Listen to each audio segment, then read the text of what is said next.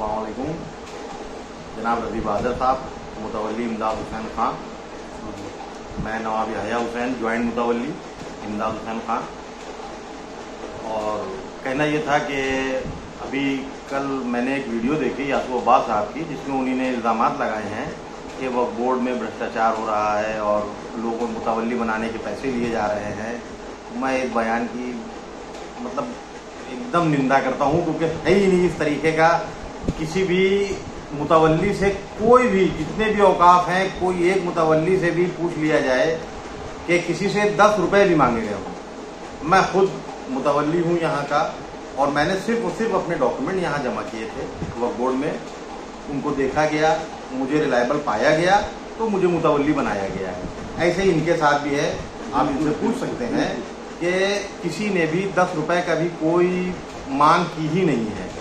और आप लोग देख सकते हैं करबला इमदाद हुसैन खान राजाजीपुरम में आके कि जब से हम लोग आए हैं यहाँ बराबर सिर्फ काम कर रहे हैं और बेलौस काम कर रहे हैं। मैं अपनी जॉब भी करता हूँ, ये भी अपना काम करते हैं, उसके बाद भी हम लोग टाइम निकाल के आते हैं यहाँ, अपना जो भी काम होता है यहाँ का अंजाम देते हैं। पूरी ईमानदारी के साथ जब से आए हैं काम कर रहे हैं, और वक्फ बोर्ड भी पूरी ईमानदारी के साथ लगा हुआ है लोगों के साथ। आप देख लिए कि पहले कितने टाइम से लोगों की तनख्वाहें नहीं दी जा रही थी वक्फ बोर्ड में। आज आप देखिए कि बकाया तनख्वाहें भी दी जा रही हैं। वक्फ बोर्ड जस्ट डबल पे आ गया है, हर महीने दी जा रही हैं। और जितने भी औकाफ है पूरे उत्तर प्रदेश में, सब में ज़्यादातर आज की डेट में बेहतरीन से बेहतरीन काम किया जा रहा है। चाहे वो जोगीरामपुरा हो, लखनऊ हो, अमरोहा हो, कहीं के भी औकाफ आप जाके देख लें। और किसी भी मुतवल्ली से आप कुरान खुआ के पूछिए कि किसी से 10 रुपए भी मांगे गए हों। अभी एक पीलीभीत का एक लड़का था, नाम क्या था उसका, सकलैन करके कुछ नाम, साकिब जैदी। वो हम लोग के पास आया और उसके आगे एक मसला था कि कोई मुतवल्ली बहुत टाइम से परेशान किए हुए था और गलत नाजायज़ कब्जे किए हुए था। तो हम लोगों ने उसको वक्फ बोर्ड भेजा जनाब अली जैदी साहब के पास और पैकर भाई के पास। और उससे आप खुद पूछ लीजिएगा कि उसको मुतवल्ली बनवाने के कितने पैसे लिए गए। सिर्फ उसके डॉक्यूमेंट चेक किए गए हैं और ईमानदारी उसकी चेक करी गई कि वो लड़का कैसा है। उसको ईमानदारी से बगैर पैसे, बगैर किसी चीज़ के उसको मुतवल्ली बनाया गया है। अब आप लोग इस तरीके के अगर इल्ज़ाम लगाएंगे, वो भी जनाब के पास बताइए, मौलाना कल्बी जवाद साहब कौम के किस काम में आगे नहीं आए हैं? हर काम में जनाब आगे आते हैं। कौम का चाहे किसी भी तरीके का कोई मसला हो, सिर्फ जनाब कल्बी जवाद साहब ही आगे आते हैं। उनके अलावा कोई दूसरा आगे नहीं आता है, कोई रहनुमा है ही नहीं।